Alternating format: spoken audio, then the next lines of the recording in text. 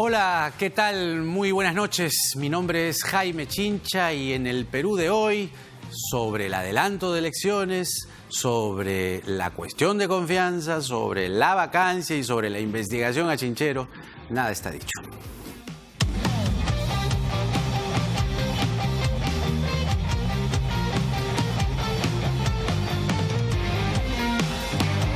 Está medio revuelto, ¿no? Porque de cara a lo que ha sido el anuncio del adelanto de las elecciones al año 2020 de parte del presidente Vizcarra, la respuesta de la oposición es buscar cocinar una vacancia presidencial. Y ahora ya no es el caso de Tía María, ahora el caso es la investigación sobre el proyecto del aeropuerto de Chinchero. Y de hecho esto se sostiene en una investigación que ha sido preparada por la fiscal Zoila Sueno, que ha enviado a la fiscal de la Nación, Zoraida Ábalos. Eso por un lado. Por otro lado, el diálogo se anuncia para la próxima semana, por lo menos así lo ha confirmado el presidente Martín Vizcarra. Está con nosotros Gino Costa, congresista de la bancada liberal, a quien le damos la más cordial bienvenida. Congresista Costa, ¿cómo le va? Buenas noches, Jaime. Escuchemos antes al presidente, que hoy ha hablado fuerte desde Tacna. No es la primera vez. El año pasado, también en una fecha exactamente a la de hoy, adelantó lo que sería después la reforma de la justicia y el referéndum que se celebró en diciembre pasado. Escuchemos. Y tenemos todos que combatir esa corrupción que usted manifiesta, señora. Estoy empeñado y decidido para ello, pero con el apoyo y acompañamiento del pueblo combatiremos esa corrupción. Sé que nos van a seguir atacando, sé que nos van a seguir difamando, van a seguir dando la espalda a los peruanos, intentando defender privilegios y tratando de que nos demos por vencidos, de ganarnos por cansancio. Si permanecemos unidos, si seguimos firmes en nuestras convicciones, que ataquen todo lo que quieran. No nos van a doblegar, no nos van a ganar porque estamos del lado correcto. Estamos al lado del pueblo, el pueblo que es honesto. Nuestro compromiso es con la democracia y el Estado de Derecho y muy por sobre todo con el respeto irrestricto de nuestra Constitución. Está claro, congresista Costa, que esta alocución se refiere a la investigación respecto al caso Chinchero, que además la investigación per se, digamos, le tocaría a Vizcarra una vez terminado su mandato por la inmunidad que tiene como presidente. Sin embargo, esto aparentemente está siendo cocinado a puerta cerrada para fabricar o construir una vacancia presidencial. ¿Qué información tiene usted respecto a esto? Porque tal parece que la cosa camina por ahí. Jaime, yo creo que esto se refiere en general a la respuesta desde el Congreso, de muchas bancadas y congresistas, una vez que anunció el presidente el adelanto de elecciones. El tema de la vacancia entró inmediatamente a la discusión política. Yo he estado en la Junta de Portavoces el día 28, en que después del mensaje a la Nación, y ya se hablaba de vacancia. Y están a la búsqueda, por supuesto. En la Junta de Portavoces que se realizó apenas terminó el mensaje. Así es. Ahí saltó la palabra vacancia. Habían varios hablando de que la, digamos, respuesta a esto era la vacancia.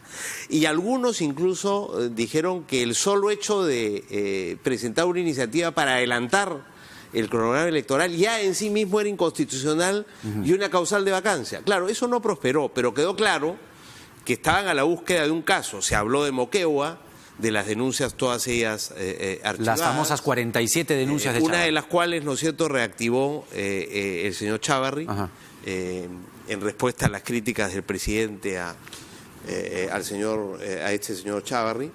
Se habló de Chinchero, por supuesto, y después surgió Tía María. O sea que yo creo que él no se refiere específicamente a este hecho de hoy día. Sin duda, es lo que podría constituir para los que buscan una causal de vacancia, la causal que están buscando. Y yo no creo que sea así, no creo que haya evidencia de eso.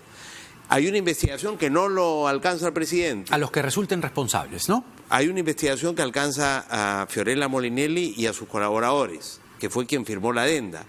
La investigación sobre el presidente fue archivada después de varios meses de investigación. La pregunta es si ahora, a la luz de nuevas evidencias que se habrían encontrado, que no se conocen todavía cuáles son, hay algunos trascendidos, pero digamos habría que ver si son lo suficientemente sólidas, se dice que eso podría significar que habría que reabrir la investigación al presidente. Me permito hacer un resumen muy apretado de lo que da cuenta Ricardo Uceda, que es un periodista muy respetable, cuya credibilidad además no va a estar en entredicho, menos su fujimorismo. Él recoge de la investigación de Sueno 4 indicios. Uno, el primero, tiene que ver con que en la computadora del gerente general de Kunturwasi estaban las respuestas a las preguntas del pliego interpelatorio que Martín Vizcarra, como ministro de Transportes, debía responder en el Congreso el 16 de marzo del año 2017. O sea, las respuestas que Vizcarra debía responder estaban en la computadora del gerente de Kunturwasi. Eso a usted, vamos una por una, ¿no? Para no apretar las 4, una por una. ¿Eso para usted es un indicio razonable? Habría que ver si esas respuestas son las que dio el presidente, si son las que dio el presidente. Eso no se ha investigado todavía, pues. Digamos, ¿qué significaba? Por eso te digo, yo no estoy descartando la posibilidad que se investigue. ¿Usted sí está de acuerdo entonces con una investigación? Es que saltar a la conclusión de que tenemos una causal de vacancia es demasiado apresurado, porque incluso si sería necesario juzgar al presidente sobre estos hechos, la Constitución dice, oye, al presidente no se le puede juzgar sobre cualquier hecho, y estos hechos no están dentro de los que establece el 117, que dice solo por estos 4 hechos se le pueden investigar al presidente. Entonces habría que esperar al 2021 si fuera el caso, o el 2020 pero no estamos si fuera ahí. El otro caso. La fiscal de la Nación tendrá que ver si hay mérito en base a estos elementos para reabrir la investigación contra el presidente. Le mencioné uno, hay otros 3. La segunda evidencia que tiene esta investigación de la fiscal Sueno es un informe que el ministro Vizcarra pide a la Corporación Andina de Fomento para aclarar una controversia con Kunturwasi acerca del pago de intereses. El MTC del señor Vizcarra le paga $45.000 a la CAF por el trabajo que le fue entregado por la CAF el 7 de noviembre del 2016. La fecha que aparece en el documento es 4 de noviembre del 2016. Pero el análisis de la computadora del gerente de Kunturwasi indica que este grabó 2 versiones del informe de la CAF el 19 y 21 de octubre. Un mes antes. A Vizcarra le entregan noviembre la CAF. Pero en octubre están 2 versiones del informe de la Corporación Andina de Fomento. Entonces, lo que se infiere es que Kunturwasi revisó o lo tuvo en su poder 16 días antes de que lo recibiera el MTC. La CAF se ha amparado en su inmunidad para no contestar sus requerimientos. Eso también debería investigarse, ¿no? Debería investigarse, sin duda. ¿No? Sí, claro, para establecer por qué tenían esos informes, si eran borradores del informe, si los había transmitido el MTC y si, digamos, el compartir ese informe era, digamos, injustificado. Porque, ojo que acá lo que hay en una asociación pública-privada es una asociación pública-privada. Y entonces el MTC tiene como socio en esta asociación pública-privada a esta empresa. Eso le quería preguntar. Y entonces, yo no soy un especialista, pero... Claro. Al ser una asociación público-privada, incluso en el pliego de interrogatorio puede haber puedes decir, oye, me están preguntando documentos esto. Compartidos.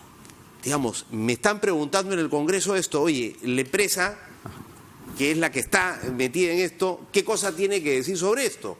De repente lo que la empresa dice es lo que yo tengo que responder en el Pleno. Entonces, yo no veo que necesariamente dé cuenta de una relación dolosa, porque de hecho hay una relación, digamos, profesional y empresarial en una asociación pública-privada entre el Ministerio de Transporte, que es el concedente, y el concesionario. O sea, para usted, digamos, no habría una irregularidad de compartir documentos. No automática. ¿No? No automática. Entonces tiene que investigarse, pero, digamos, ¿A qué se refiere con no automática? Digamos, no automáticamente el hecho de que la empresa tenga algo que un informe que ha pedido a CAF, el ministerio, sea demostración de que hay una mala intención y un dolo, ¿no es cierto?, de sacarle la vuelta y perjudicar al Estado, beneficiando a la empresa. No necesariamente, por lo que te digo, porque la empresa y el Estado representado por el MTC en este proyecto son socios. Claro. Otro descubrimiento de esta fiscal es que el gerente general de Kunturhuasi tenía grabada también en su computadora una adenda del contrato, la famosa adenda, la fuente de los supuestos delitos. El mismo día que el director de Concesiones Mineras, Yaco Rosas, estaba sometiéndola, la adenda, a la opinión de Ocitrán para su aprobación el 3 de enero del 2017. Esa es otra, la tercera evidencia de la fiscal. Es que me da la impresión de que la adenda es un documento que trabajan la empresa y el MTC. Otra vez, la alianza Asociación Público-Privada. ¿Con quién trabaja la adenda? ¿La trabajas solo o lo trabajas con la empresa? Entonces, si la has trabajado con la empresa y te has puesto de acuerdo en unos términos que tienen que ser ratificados por el Ocitrán, no me parece que necesariamente el hecho de que la empresa conociera los términos de lo que se remite a Ocitrán sea una demostración de conducta dolosa. No necesariamente, sin ser un especialista de esto. Pero para usted, hasta estos tres, falta uno, hasta estos tres no hay dolo. No, digo que no necesariamente. No necesariamente. No necesariamente. Pero sí cabe una investigación. Sí, por supuesto. ¿Qué debería hacer la fiscal de la Nación? No sé, porque yo no conozco lo suficientemente el caso como para determinar, pero a mí me parece que estos no son elementos suficientes para involucrar al presidente en estas investigaciones. Tendrá que verlo ella y la persona que ha investigado el caso anteriormente, si son en efecto pruebas nuevas que lo comprometen al presidente y que amerita reabrir la investigación o si dejar el archivo como está. Hay un cuarto indicio, que es el último, que la fiscal Sueno también le alcanza a la fiscal de la Nación, y es que la empresa Andino Investment Holding del consorcio Kunturhuasi donó en los años 2013 y 2014 un total de $50.000 al Instituto País, que fue la ONG que creó Pedro Pablo Kuczynski en el 2009. Y en esta ONG, Instituto País, se concentró el equipo que luego organizó la campaña de Peruanos por el Cambio. Este ángulo, digamos, por lo menos sí cabría aclararlo, ¿no? Porque Kunturhuasi le entrega a través de una de sus empresas, Kunturhuasi era un consorcio, o es un consorcio, le entrega a través de una de sus empresas $50.000 a quien después pelea y batalla enérgicamente sobre un proyecto de Kunturhuasi, otorgado por el gobierno de Ollanta Humala, ¿no? Y que en el gobierno de Kuczynski se hace la famosa adenda. Este cuarto indicio de la fiscal, digamos, no necesariamente, ¿no? No necesariamente. Porque aportar a la campaña de un candidato no está prohibido. Ahora sí, las empresas no pueden aportar. En ese momento no está prohibido.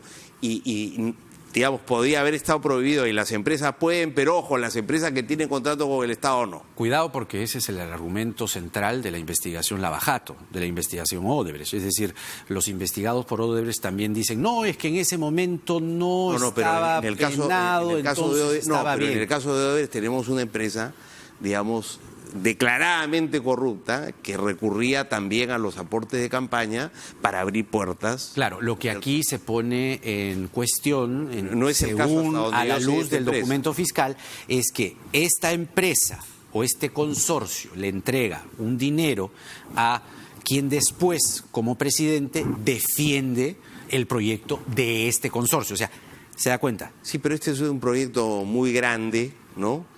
Importante para el país, y lo que quería el gobierno en ese momento era sacarlo adelante. Y como no podía hacerse a través de los mecanismos establecidos, se hace a través de esta adenda. Había gente que consideraba que estaba bien, otros que consideraban que estaba mal. Es una adenda sin duda controvertida. Lo que habría que demostrar es que la adenda, en el proceso de investigación, que esta adenda se hizo de mala fe para defraudar al Estado y favorecer a la empresa. Entonces, una cosa es que a ti no te guste la adenda porque la hiciste, pero yo creo que la intención era, oye, si no la sacamos por esta vía, entonces esto va a demorar varios años, como que de hecho ha ha demorado. Ahora se está empezando a construir gobierno con Corea, como, ¿no? como obra pública, y creo que es una forma más transparente y más limpia. Pero lo que habría que demostrar es que hay dolo. Yo no, digamos, de lo que he visto hasta ahora no me parece que eso dé cuenta de una conducta dolosa, pero no soy yo quien se debe pronunciar, sino el Ministerio Público. Ahora, pero de acuerdo, aquí hay un asunto fiscal que corre por una cuerda, pero también está la cuerda política. Y en esa cuerda se balancean varios elefantes, ¿no? Entonces, ¿cuánto puede, a partir de estos 4 elementos, que se pueden agregar lo que se quiera, ¿no? El tema de la incapacidad moral, que es un cajón desastre para armar una vacancia presidencial, puede entrar todo, ¿no? Mire nomás el caso de Pedro Pablo Kuczynski, que él también, digamos, escondió información, pero ahí entró todo, pues, ¿no? Entró todo. ¿Cuán real, factible, a esta hora de la noche, es una vacancia, que se presente una vacancia presidencial contra Vizcarra? En este momento me parece totalmente fuera de lugar. Políticamente, desde el 28 de julio están buscando una causal. Y en Eresi ya dijo, hay que juntar las 87 firmas. Becerril ya dijo desde el norte, voy a apoyar, impulsar, no sé si presentar, pero sin duda. En esos términos es posible que sí, pero ya el asunto se está arrinconando hacia esa figura. Porque tienen el poder para hacerlo, ¿no? ¿Los votos también? O sea, están cerca. ¿Cuánto? Más o menos. Sí, están relativamente cerca. Si tú sumas Fuerza Popular, más el APRA, más Acción Republicana, más Contigo, y Cambio 21, que ya se ha arreglado con Fuerza Popular, tú estás en arriba de 70, ¿no? Pero son 87 los que se necesitan. Bueno, pero no estás tan lejos, ¿no? Entonces, por eso hablan con tanta facilidad desde el primer momento. Te digo, esto viene desde el 28 de julio. Están a la búsqueda de una causal. Si en las investigaciones todavía ni siquiera está involucrado el presidente y no se ha pronunciado la fiscal de la Nación, si se pronunciara y dijera, oye, hay que investigar, bueno, habrá que investigar, pero no lo pueden acusar. Pero tú en ese momento podrías decir, oye, pero, digamos, evaluemos, ¿no? Ese es un punto importante. Pero lo que usted está diciendo es que si la fiscal de la Nación se pronunciase sobre esta investigación que le ha entregado su estaríamos fiscal, en una situación distinta. No te estoy diciendo que hubiera causal para vacancia. No. Pero tendría mucho más menos inconsistencia desde su punto de vista un pedido de vacancia, o por lo menos construir una vacancia. Y el segundo paso es que la fiscal llega a la conclusión de que hay que acusar al presidente y no lo puede acusar porque se lo impide el artículo 117 y hay que esperar hasta el 2021. Entonces, si estuviéramos en esa situación, tú dices, oye, según la fiscal de la Nación, hay que acusar al presidente, pero lo impide la Constitución. Eso da cuenta que el presidente, digamos, para la Fiscalía, ha, en efecto, violado la ley, para la Fiscalía ha violado la ley penal y merece ir a un juicio oral. Tú podrías decir ahí, bueno, oye, ¿por qué vamos a esperar hasta el 2021? Pero aún así habría que esperar porque el hombre no es culpable, hasta que no pase por el juicio oral y la justicia se pronuncie sobre su culpabilidad. Pero sí lo envuelve una investigación, ¿no? Porque el documento de la fiscal Zoila Sueno dice contra los que resulten responsables y enumera estos hechos acompañados con indicios para la fiscal que rodean a Vizcarra. Es decir, estamos hablando del pliego interpelatorio que respondió, todavía no se ha investigado, ya no llegó, o sea, la jerarquía de la fiscal Sueno se terminó allí. Entonces, por eso, cuando ya envuelve a la figura presidencial, se lo entrega. Correcto.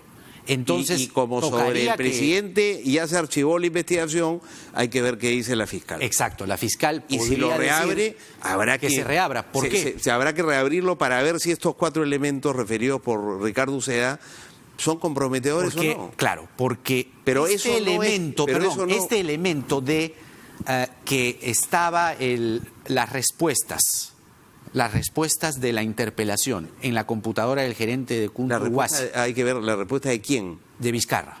El pliego interpelatorio. Lo que Vizcarra respondió se compartió con la empresa. Claro, es lo que dice la fiscal. Ya. Que las respuestas del pliego interpelatorio de Martín Vizcarra, cuando era ministro de Transportes, estaban en la computadora del gerente general de Kunturwasi.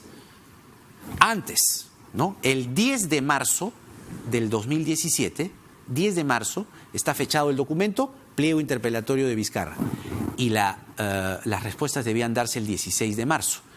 Pero las respuestas se entregaron en mesa de partes. Entonces, lo que habría que hacer es documento de Kuntur, documento de Vizcarra. ¿Qué pasa si son iguales? ¿Qué pasa si son iguales? Habría que ver. A usted. No sé, pues ¿Nada? habría que preguntarle a las personas que saben. No se podría entretejer allí, se entiende que hay un acuerdo. Pero lo que te repito, por lo bajo. Lo que te repito, este es una asociación público-privada. Claro. Entonces, Pero ¿qué tiene que ver eso con un ministro ante el Congreso? Una respuesta política. no sé cuál es la razón por la cual el ministro ha compartido eso, la viceministra compartió, no sé. Pero en última instancia, Jaime, la adenda nunca se puso en práctica. Sí, pues. El ministro puso en consideración la validez y la legalidad de la deuda, de la adenda en manos de la Contraloría General de la República, y cuando el Contralor dijo que no le gustaba la adenda, el ministro renunció. Y después el ministro que lo sucedió declaró la nulidad de la adenda, y ahora estamos discutiendo ese asunto en un tribunal arbitral. Entonces, acá no ha habido desembolso de recursos del Estado, no se ha puesto en práctica la lo que en el derecho se llama la tentativa. Y el hoy presidente, ¿no? Podría calificar por ahí, lo que se llama como tentativa. Sí, ¿no? pero tendría que haber elementos de mala intención para perjudicar al Estado. No necesariamente lo veo ahí. Y me parece que la investigación es muy prematura como para llegar a la conclusión de que estamos frente a un incapaz moral. No, claro. La cuerda fiscal la tiene que evaluar y dirimir la fiscal de la Nación, que es a quien le toca. Pero la cuerda política es la que es muy como que entra todo, ¿no? Como en todos estos casos se ha dicho cuando se discutió la vacancia de PPK 2 veces, que la vacancia se resume a la cantidad de votos que tú tienes. Finalmente. Porque tú llenas de contenido la incapacidad moral un poco como te da la gana. Eso no está bien estipulado. De la misma manera que la cuestión de confianza es abierta, la incapacidad moral también lo es, ¿no es cierto? Gino Costa con nosotros, congresista de la bancada liberal. Muchas gracias. Gracias a Gino, ti. por estar aquí. Vamos a una brevísima pausa. Tomamos contacto al volver con la vocera de Fuerza Popular, la congresista Milagros Salazar. Nada está dicho, y viene más adelante el abogado de Jaime Yoshiyama, el doctor Humberto Abanto, y también analizamos las cosas penales que están pasando desde la mirada de Romy Chang. Nada está dicho.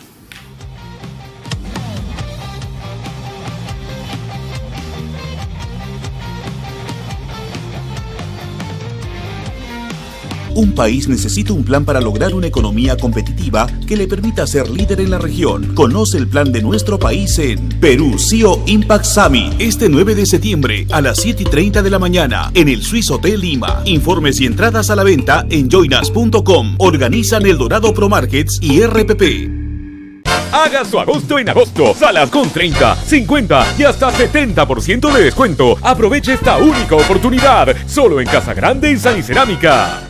¿Tener una sola red social? ¿Tener amigos iguales? ¿Escuchar un solo género en un solo idioma?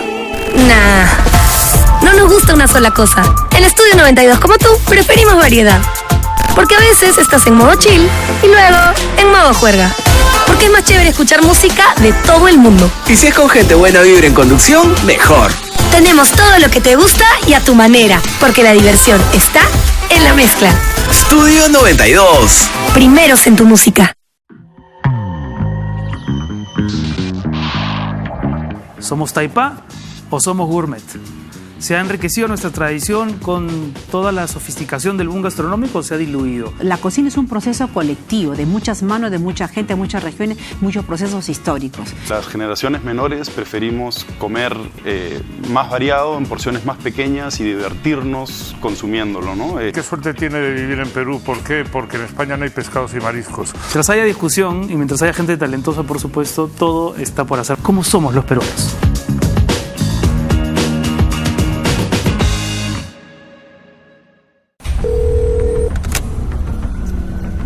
grupos armados nos están asaltando.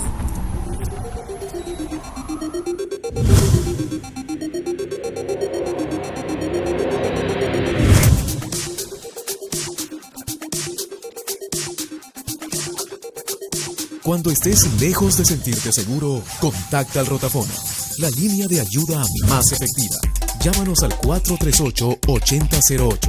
Contáctanos a nuestro WhatsApp 951-431-013 o encuéntranos en Facebook y Twitter usando el hashtag Rotafono.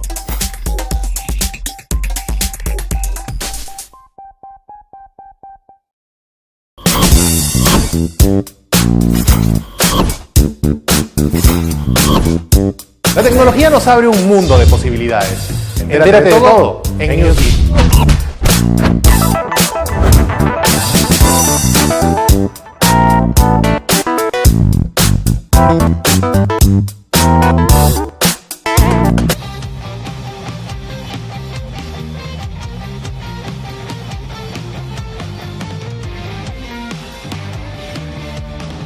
Muy bien, estamos tomando contacto con la congresista Milagros Salazar. Ella es la vocera de Fuerza Popular, a fin de recoger cuál es el sentir ya en grueso, ¿no? Porque ella ya no habla por sí sola necesariamente, aunque sí lo sigue haciendo, solo que al ser o tener la condición de vocera de la bancada fujimorista, es interesante poder conocer a estas alturas del partido en qué va la posición de Fuerza Popular respecto a estos ruidos que cada vez se intensifican respecto a una moción de vacancia contra el presidente Pedro Pablo Kuczynski. Primero se habló respecto al proyecto Tía María y la participación del presidente con los gobernadores del sur, y ahora el tema es el proyecto del aeropuerto de Chinchero, cuando el señor Vizcarra fue ministro de Transportes y Comunicaciones. Y ya los he enumerado, hay por lo menos 4 indicios que apuntan en esa ruta. Por lo menos eso corre por la cuerda fiscal y en la cuerda política, de acuerdo a las causales para una vacancia, ya lo hemos dicho aquí más de una vez, es todo un cajón desastre. Ahí puede entrar lo que sea. Pero mientras tomamos contacto con la señora Salazar, vamos a conversar. Ya está con nosotros el doctor Humberto Abanto, abogado de Jaime Yoshiyama. Ha estado presente hoy en la audiencia que presidió la magistrada Susana Castañeda. ¿Cómo le va, doctor Abanto? Muy bien, Jaime, muy contento de estar acá. Bienvenido al programa. A ver, usted ha dicho que acá, parafraseando esa frase de Vargas Llosa que habló alguna vez, que la cosa estaba para el Perú entre el SIDA y el cáncer, usted ha hecho o ha parafraseado, repito, a Vargas Llosa diciendo que la situación de la casación está entre la silla eléctrica o la cámara de gas. Sin duda alguna.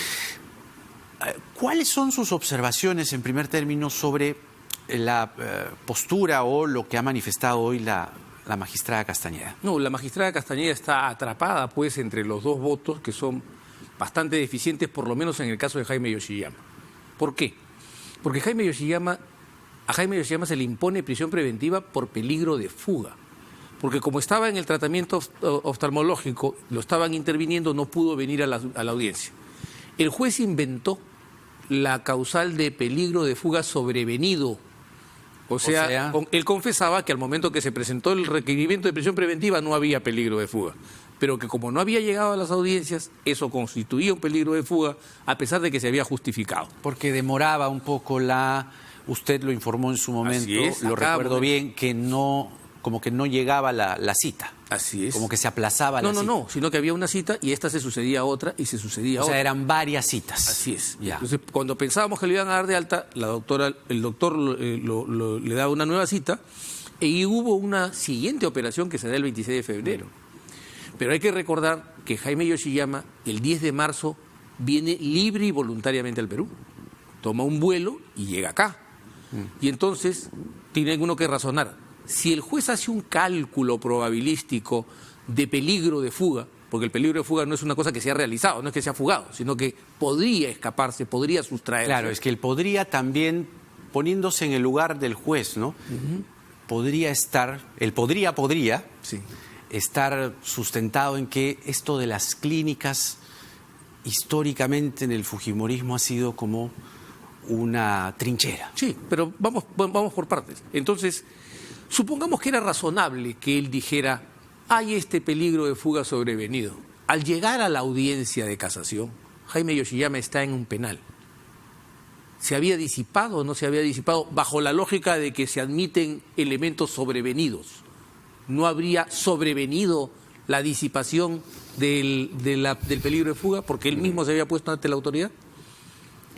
Ahora, ¿qué ha pasado con la quema de documentos? Ese es un tema bien grave, porque no es que lo haya dicho solamente José Domingo Pérez, el fiscal, sino un exdirigente de Fuerza Popular ha confirmado la quema de documentos sobre aportes. Se trata de quien fuese nada menos que el tesorero y personero legal de Fuerza Popular, Luis Mejía Leca. Y esto, además, coordinado por la señora Ana Gers de Vega. Es la imputación del señor Mejía. ¿Usted qué tiene que responder? Pues, aunque no toca a Jaime, sí me gusta subrayar un tema.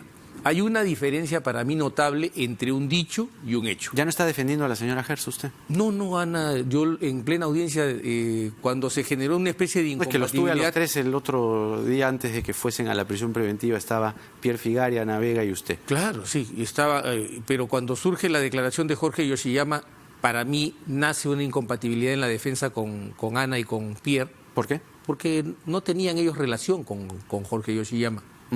Entonces yo los podía contaminar en la defensa con Jaime. Y los dejé en libertad de tomar una decisión y están muy bien resguardados ¿A qué se refiere jurídicamente. Con contaminar?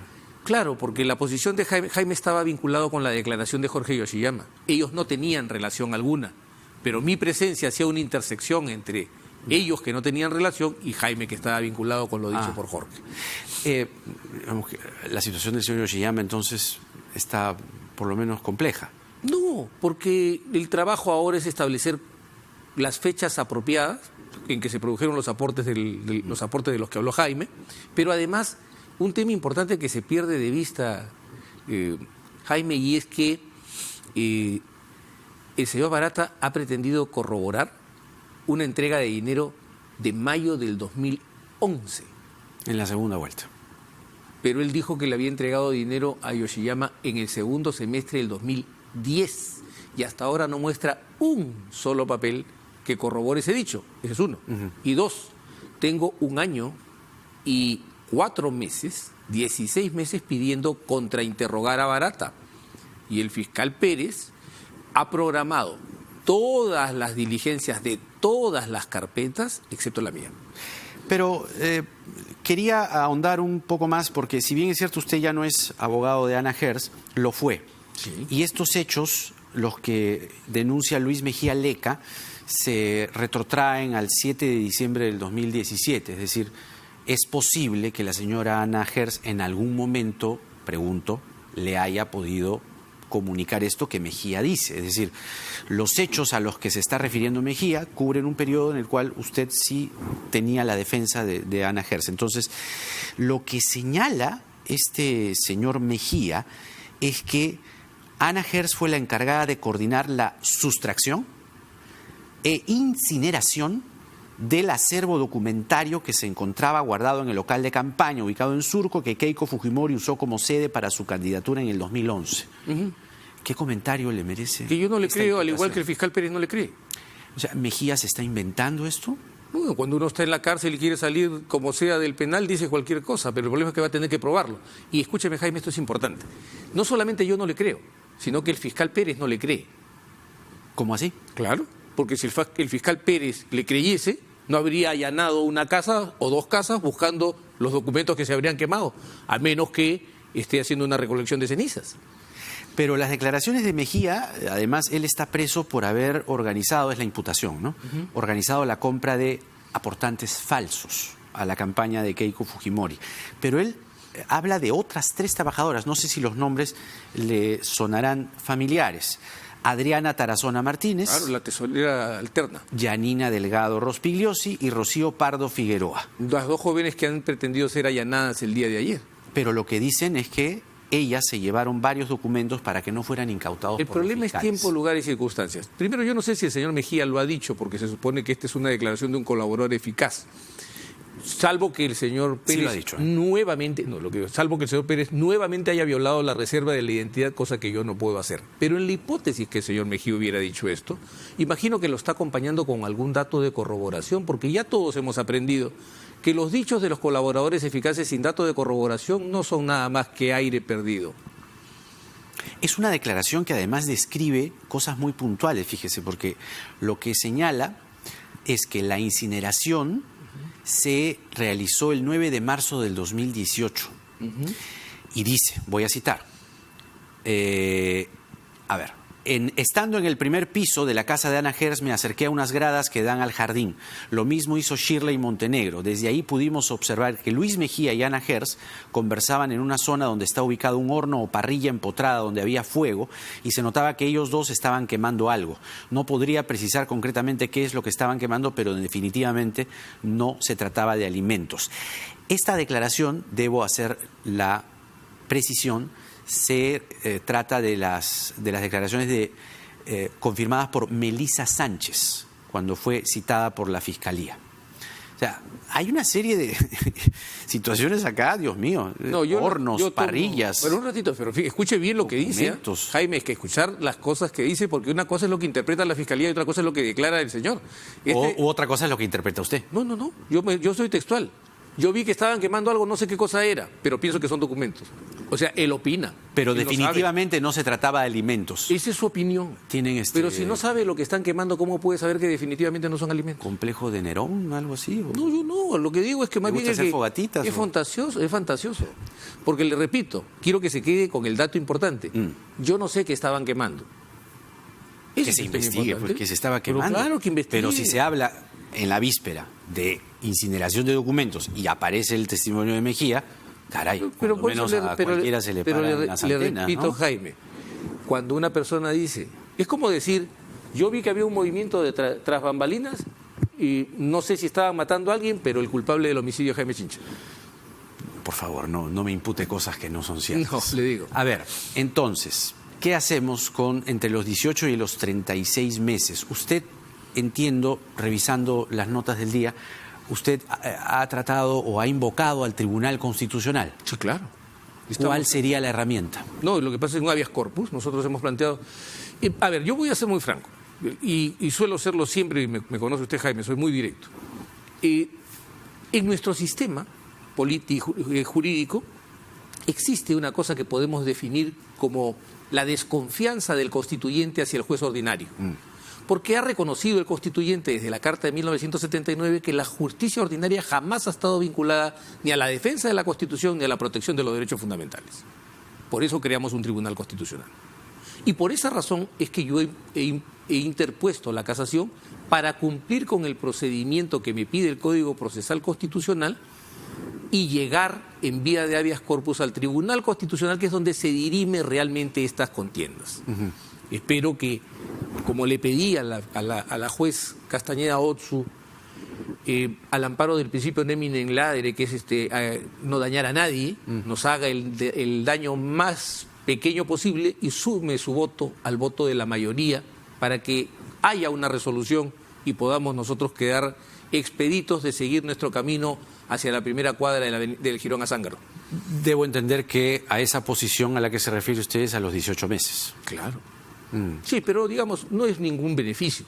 Le repito, en el caso de Jaime, los dos votos son, de Jaime Yoshiyama, los dos votos son absolutamente deficientes. Porque si usted revisa los votos, va a ver que hablan del peligro de obstaculización. Pero el primer argumento que yo doy en mi casación, y que lo sustento porque está grabado, es el del peligro de fuga sobrevenido. Y no hay una sola línea sobre eso. ¿Qué quiere decir? Que los dos señores, los 5 señores, ya tenían un prejuicio. No van a salir. Y buscaré cualquier pretexto para que no salgan. Inclusive, si es necesario, no diferenciaré los casos. Y no los ha diferenciado. Claro. Bueno, entonces, finalmente lo que espera usted el 12 es 18 meses. Que se haga una resolución. Ya, y con esa resolución queda expedito el tribunal para pronunciarse, como ocurrió en el caso de Yantumala. Ya, muy bien, doctor Abanto. Muchas gracias por por darnos estos alcances ha sido el doctor Humberto Abanto, abogado de Jaime Yoshiyama Tanaka. Vamos a ver ahora lo que ha declarado el premier Salvador del Solar, justamente refiriéndose a la situación convulsa, situación política, y vamos a conversar inmediatamente después con la abogada penalista Romy Chang. Vamos a repasar varios casos que han sido materia de atención en la jornada. En lugar de seguir con estos comentarios que ahora me parece de manera claramente irresponsable, piden vacancia, no es cierto que se esté proponiendo algo inconstitucional, se está proponiendo que el Congreso, en uso de la Constitución, modifique excepcionalmente la misma para que podamos irnos todos un año antes y que de alguna manera se refresque el ambiente político. Estaremos para detallar nuestros argumentos. Hay congresistas, por supuesto, que están en contra, hay otros que están a favor. Creemos que la ciudadanía se ha manifestado, el presidente siempre lo ha dicho, nunca se opone a ningún tipo de esclarecimiento. Recordemos que se trata de todas maneras de un aeropuerto que viene de un contrato del gobierno anterior. No nos olvidemos que no se ha desembolsado un sol por ese contrato y que ahora se va a ejecutar como obra pública en un gobierno con empresas de Corea. Es decir, que se investigue lo que se tenga que investigar. Los esfuerzos de la reforma de justicia, de la reforma política, son esfuerzos precisamente para que todos puedan ofrecer la misma transparencia, el mismo desprendimiento. Creemos que no ha ocurrido lo mismo en el Congreso cuando el Ejecutivo ha tenido antes y seguirá teniendo esa transparencia. Muy bien, ya está con nosotros la abogada penalista Romy Chang para conversar de varias cosas, pero muy interesantes que tienen que ver con la cosa penal. ¿Cómo estás, Romy? Bienvenida al programa. ¿Qué tal, Jaime? A ver, mira, vamos a repasar las cosas que se han puesto sobre la mesa, y una bastante comprometedora, pero que va escalando, se refiere a la figura del presidente Vizcarra y su participación cuando ministro de Transportes en el asunto Chinchero. La fiscal Zoila Sueno le ha enviado a la fiscal de la Nación la investigación a los que resulten responsables, pero está acordonado ahí Martín Vizcarra porque los hechos se retrotraen a cuando era ministro. 4 elementos, 4 indicios que se enumeran en esta investigación. El primer indicio tiene que ver con un documento. Hay varios documentos en la computadora del gerente general de Kunturhuasi, ¿ya? Lo que sostienen algunos es que, oiga, si era una asociación público-privada, ¿cuál era el problema que lo tuviese el señor de Kunturhuasi, el pliego interpelatorio a Martín Vizcarra, y que lo tuviese Martín Vizcarra? ¿Allí para ti hay alguna causal de investigación? Y si es así, ¿de qué estamos hablando? Bueno, yo creo que de hecho hay un elemento que genera suspicacia, ¿no? Porque, ojo, no solamente hablamos del pliego, o sea, de las preguntas, sino que habían esbozos de respuestas, entiendo también. Exacto. En el documento. Entonces, pregunta con respuesta, ¿no? Claro, y eso genera una suspicacia.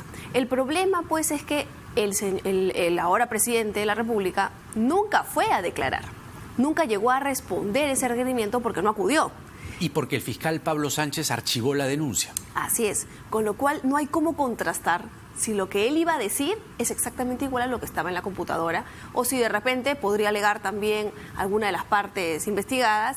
Era simplemente un borrador que ellos venían trabajando, un esbozo de respuestas, pero no lo que iba a decir el señor Vizcarra. Entonces, eso es algo que no lo sabemos, pero yo sí creo que esa suspicacia da lugar a que pueda existir eventualmente una investigación. Es decir, que la empresa Kunturhuasi no debería decirle al ministro, en este caso ministro Vizcarra en su momento, qué responder. Ah, no, por supuesto, porque se supone que cuando uno responde conforme a la verdad, no conforme a un guión para favorecer o a una u otra parte.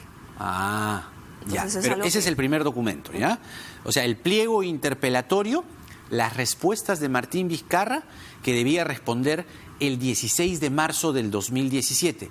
El documento, el archivo de Word, data del 10 de marzo del 2017. Entonces, ahí para ti hay tela que cortar. Yo creo que sí, porque, a ver, finalmente, como lo dice el mismo presidente de la República, ¿no? Si hay algo que pueda dar lugar a sospecha, hay que investigar.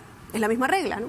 Aquí hay un documento con fecha anterior donde se contienen supuestas respuestas que él iba a dar y, por tanto, hay una suspicacia que se tiene que investigar. La otra evidencia tiene que ver con un informe que el ministro Vizcarra le pide a la CAF, a la Corporación Andina de Fomento. ¿Por qué? Porque había una controversia respecto al pago de intereses de Kunturhuasi, ¿ya? El MTC le paga $45.000 a la CAF por el trabajo. La CAF le entrega al MTC este trabajo respecto a, repito, pago de intereses de Kunturhuasi el 7 de noviembre del 2016. Acá está, la CAF le entrega. Pero la fecha era 4 de noviembre, ¿ya? Pero ¿dónde está el detalle? Analizando la computadora del gerente general de Kunturhuasi, lo que se indica es que él tenía 2 versiones de Word de este informe de la CAF. Una del 19 de octubre y otra del 21 de octubre. Repito, el informe se entregó 7 de noviembre. Ahí, ¿qué te dice eso? Es que pareciera, ¿no?, de los documentos que se han encontrado, además en un allanamiento, que no han sido entregados voluntariamente por la empresa, se han allanado, la computadora se allanó, ¿no? Pero pareciera que se tratarían de borradores, ¿no?, de documentos previos de trabajo que dieron lugar a una versión final que se entregó recién en noviembre. Pareciera. Eso, claro, porque entonces, cuando uno guarda varias versiones... Es que va trabajando sobre, ¿no?, el documento. El más usado es el título, ok. Título, ok. Título, ok. Entonces, ¿no? Varias versiones para que la gente entienda. El tema es que Kuntur revisó, o el gerente general de Kuntur revisó este documento que la CAF le debía entregar al MTC 16 días antes. O por lo menos tuvo acceso eventualmente a él, ¿no? O acceso, pero 2 versiones. Mejor dicho, ¿borradores? Sería la pregunta, ¿no? Claro. Documentos ahora, de trabajo. Lo que le echa otro manto de duda es la CAF se ha amparado en su inmunidad, la Corporación Andina de Fomento, se ha amparado en su inmunidad para no contestar a la fiscal. Esto pone la cosa más difícil. Claro, porque no podemos saber exactamente qué fue lo que ocurrió y por qué es que ellos tenían estos supuestos borradores, ¿no? Ahora, lo cierto es que a estos elementos, a estos 4 elementos que se habrían encontrado en la computadora y que la doctora Sueno, que además, mujer muy correcta, muy apegada a las normas, ¿no?, da en su investigación. Lo cierto también es que se suman las consecuencias que se generaron después con ocasión de todo el problema que se desató por la adenda, ¿no? Y claro, ya cuando uno mira todo el global, es que resulta que sí podrían haber elementos que generan esta suspicacia que yo creo que sí legitima una investigación. ¿Qué delitos inicialmente encuentras hasta lo que te he mencionado? Faltan otros 2 indicios, pero hasta lo que te he mencionado, ¿qué delitos encuentras tú que se deben investigar? Bueno, de hecho ya se están investigando en el despacho de la doctora Sueno contra los funcionarios del MTC que no tienen la inmunidad del presidente, pero que participaron en los actos. Esa es una buena aclaración. A ver, los funcionarios de mando medio, porque la investigación es a los que resulten responsables. La parte que toca a Vizcarra se le ha entregado a la fiscal de la Nación, Zoraida Ábalos. Buena precisión. Continúa, por favor. Porque lo tiene que hacer así conforme al trámite de ley, ¿no? Pero ya ahí ya están investigados delitos de colusión, que ¿qué significa? Un acuerdo entre funcionarios del Estado y un particular para conseguir un beneficio para ese particular, para ese contratista, en este caso esta persona jurídica, esta empresa que contrata con el Estado, para beneficiarla a costa de un perjuicio del Estado. Y este es un delito bastante grave porque implica un acuerdo, un contubernio entre el funcionario y el particular que puede llegar hasta los 15 años de cárcel cuando se demuestra que efectivamente hubo un perjuicio para el Perú, para el patrimonio del Estado. Claro. ¿No? Y si no se lograra demostrar que hubieron particulares, cosa que a veces ocurre, no se puede demostrar que el particular negoció, pero sí que hay elementos que favorecieron al particular de los actos que realizaron los funcionarios. Por ejemplo, aprobaron adendas, aprobaron documentos que beneficiaban al particular. Ajá. Allí lo que podría haber es un delito de negociación incompatible. Y ahí voy con la adenda, porque el tercer elemento, la tercera evidencia de la fiscal Sueno es que el gerente general de Kunturhuasi, el señor Balta, tenía grabada en su computadora una adenda del contrato, la famosa adenda del contrato, que es fuente de todos estos supuestos delitos. Pero estaba fechada el mismo día que el director de concesiones, Jaco Rosas, estaba sometiendo a la opinión de Ocitran para su aprobación, es decir, el 3 de enero del 2017. aquí la cosa se pone más complicada, ¿no? Sí, definitivamente. El tema, Jaime, y fíjate, yo creo que ahí la fiscal lo tiene bastante claro y por eso ya ha formalizado una investigación, ¿no? Que han habido irregularidades, para ella las han habido. Ya estableció responsabilidades en los funcionarios de mandos medios, como tú señalas, la señora Molinelli, por ejemplo, es una de ellas, ¿no? Y otros funcionarios más. Pero lo que sí va a costar un poco más, porque yo creo que todavía no hay mucha contundencia sobre esto, es poder decir que el señor Vizcarra directamente participó en estos actos o tenía conocimiento de estas supuestas irregularidades que se vienen investigando. Claro. Porque, claro, el tema de la adenda, el tema de los documentos de la CAF, no son del todo contundentes para decir, sí, él conocía, él estuvo detrás, él negoció con la empresa. El punto, el elemento que sí me parece a mí que genera esa suspicacia y que podría considerarse el hilo de la madeja que se podría jalar, es el tema de el primer elemento, ¿no? O sea, lo primero, el tema de las preguntas y respuestas que él tendría que haber dado, porque ahí sí verías una conexión. Allí entonces puede haber una conexión entre el entonces ministro Vizcarra y Kunturwasi, pero repito, por ejemplo, más temprano Gino Costa decía, no, pero era una asociación público-privada, ¿cuál es el problema? Pero la respuesta de un ministro... Es raro, ¿no? Es curioso. Por eso te decía, es el hilo de la madeja que podríamos jalar. Que, ojo, tampoco creo que sea en sí mismo, si fuese el único elemento que se logre encontrar, suficiente, ¿no? Pero el cuarto indicio que añade la fiscal Sueno es que la empresa Andino Investment Holding, que conformaba en ese momento el consorcio Kunturwasi, donó en el 2013 y en el 2014 un total de $50.000 al Instituto País. ¿Qué cosa era el Instituto País? Una ONG que creó Kuczynski en el año 2009, pero esa ONG sirvió de plataforma para lo que fue después la campaña de Pedro Pablo Kuczynski. Entonces, tú amarras esas donaciones, tú amarras la posición de Kuczynski luego de... Porque esto se firmó en el gobierno de Ollanta Humala, por si acaso. Pero la famosa adenda viene del gobierno de Pedro Pablo Kuczynski, Kuczynski con la pizarra, haciendo la explicación, pim, pam, pum, y el ministro era Martín Vizcarra. La donación, ¿qué elemento añade a esta investigación para ti? Mira, como te digo, todos son elementos sobre los cuales se puede jalar el hilo de la madeja, pero hay que tener en claro algo, ¿no? La sola donación no implica un delito. O sea, yo no puedo presuponer que con la donación inmediatamente existe una coima.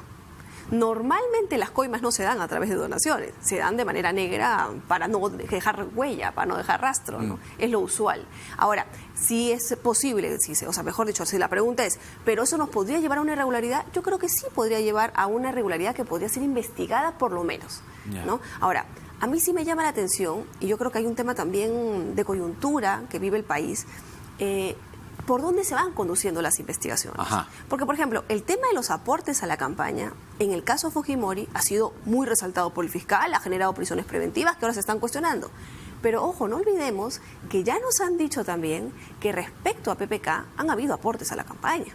Sí. $300.000 a través de Susana de la Puente. Pero sobre eso no hay nada. Lo que el fiscal ha establecido y este tema del arresto domiciliario que tiene en este momento el señor Kuczynski no es por ese tema. No. Es por otro tema que más bien, si uno lo mira ya en grueso, aunque ese es otro asunto, no tiene mucho fundamento como imputación penal. No habla de una organización criminal con la secretaria, con el chofer, ¿no? Sí. Un poco más risueño, o sea, es algo que no tiene mucha lógica. Pero si nos vamos a los otros temas, aportaciones, mira, ahora surge otra más, ¿no? Una supuesta aportación a una institución, una ONG previa a la conformación del partido, más estos otros 300.000. ¿Eso qué pasó con eso?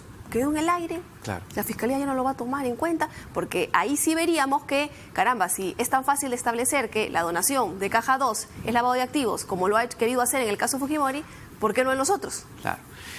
Está en el teléfono la vocera de Fuerza Popular, la congresista Milagros Salazar. Anunciamos hace un momento su participación en el programa. Permítenos, Romy, unos minutos nada más. Congresista Salazar, buenas noches. Buenas noches, Jaime. ¿Cómo le va? Gracias por atender nuestra llamada y su tiempo. En primer lugar, ¿cuán cierto es que ya en Fuerza Popular y otras bancadas aliadas a Fuerza Popular, o por lo menos que simpatizan, próximas, cercanas, utilicemos el sinónimo que usted quiera, en grueso, que hay bancadas como Fuerza Popular que están preparando o no le hacen, no toman distancia de una vacancia presidencial. Y el presidente Martín Vizcarra sostiene que hay congresistas que lo quieren vacar. ¿Cuál es su respuesta? ¿Congresista? Bueno, la congresista Salazar parece que se nos fue del teléfono. Si la tenemos nuevamente, a ver, bueno, no la tenemos. Vamos entonces cuando esté en el teléfono nuevamente. ¿Por qué? Porque la situación política, como bien decías, ¿no? La coyuntura es bastante accidentada. Sí. Y esta investigación de Chinchero, tal parece, se quiere utilizar o se estaría buscando usar como una suerte de causal, preparándola, pues, ¿no?, para una vacancia presidencial. En paralelo, el presidente Vizcarra ya afirma, ¿no?, de manera mucho más gruesa, que hay congresistas que lo quieren vacar. El momento político, sin lugar a dudas, enturbia esto. Ahora, ¿quién toma la decisión de una investigación? Es la propia fiscal de la Nación. Ya ahora tenemos a la congresista Salazar. Ahora sí, creo que escuchó la pregunta, señora Salazar. El presidente Vizcarra sostiene que hay congresistas que lo quieren vacar, así de claro. ¿Cuál es su respuesta? Bueno, yo no sé qué congresistas tengan esa posición. Nosotros como bancada hemos manifestado y ratificamos que en nuestra agenda no está la vacancia, no lo hemos tocado, no lo hemos discutido. Entonces yo no podría adelantar una opinión cuando no hemos debatido en nuestra bancada, ¿no? El señor Becerril, en declaraciones ofrecidas hoy, sostiene que él va a apoyar decidida y abiertamente una vacancia presidencial a Martín Vizcarra. Bueno, yo respeto la opinión de Héctor Becerril, pero es una posición personal. Nosotros somos institucionalistas y nosotros no lo hemos tocado como agenda dentro de la bancada. ¿Cuál es su opinión sobre la investigación de la fiscal Sueno respecto a presuntos hechos irregulares en el proyecto y en la adenda principalmente del aeropuerto de Chinchero? Indicios, además, que estarían envolviendo, comprometiendo a el actual presidente Martín Vizcarra, entonces ministro Martín Vizcarra. Sí, me parece importante que la fiscal Zoila Sueno, sin mucha peliculina, haya hecho una investigación prolija y tiene elementos de convicción suficientes para aperturar una nueva investigación. Porque recordará, Jaime, y a la ciudadanía que el fiscal de la Nación, Pablo Sánchez, y José Domingo Pérez archivaron esta denuncia, esta investigación que comprometía en su momento al ministro Martín Vizcarra y a Fiorella Molinelli. Ahora, con esta investigación de esta fiscal, manifiesta que han encontrado en la laptop de un alto funcionario de Cuturhuasi la adenda, tenían la adenda antes que llegue al ministerio, tenían la copia de la adenda.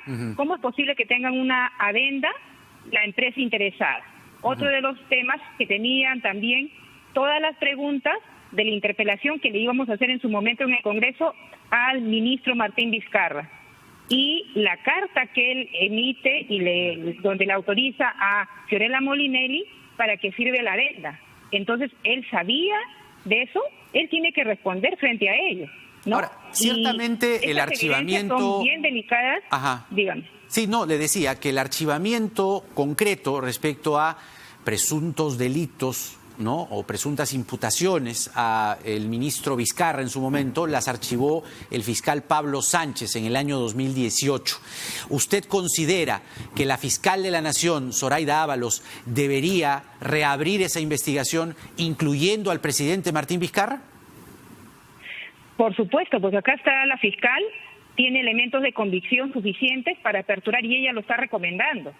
Entonces, lo que corresponde frente a estos elementos que son delicados y que involucran a Martín Vizcarra y a Fiorella Molinelli, se tiene que reabrir esta investigación. Entonces, esto es un indicador que en su momento el fiscal Pablo Sánchez y el fiscal Domingo Pérez ¿no? Archivaron la denuncia y no hicieron una rigurosidad en este caso. Y lógicamente, pues yo ya lo he manifestado y me vuelvo a ratificar, que aquí se devuelven favores. Entonces yo entiendo por qué el presidente Martín Vizcarra, cuando lo removieron de su cargo a Domingo Pérez y al fiscal Rafael Vela, él inmediatamente vino de Brasil para salvarlo. Claro, porque ellos lo han estado protegiendo y han estado direccionando las decisiones y simplemente no considerando estos elementos donde le involucran a Martín Vizcarra, ¿no? Entonces esto se tiene que investigar y yo me pregunto y le emplazo al presidente Martín Vizcarra, y no se ha pronunciado absolutamente nada de Fiorella Molinelli, no le están diciendo que ella hay elementos de colusión.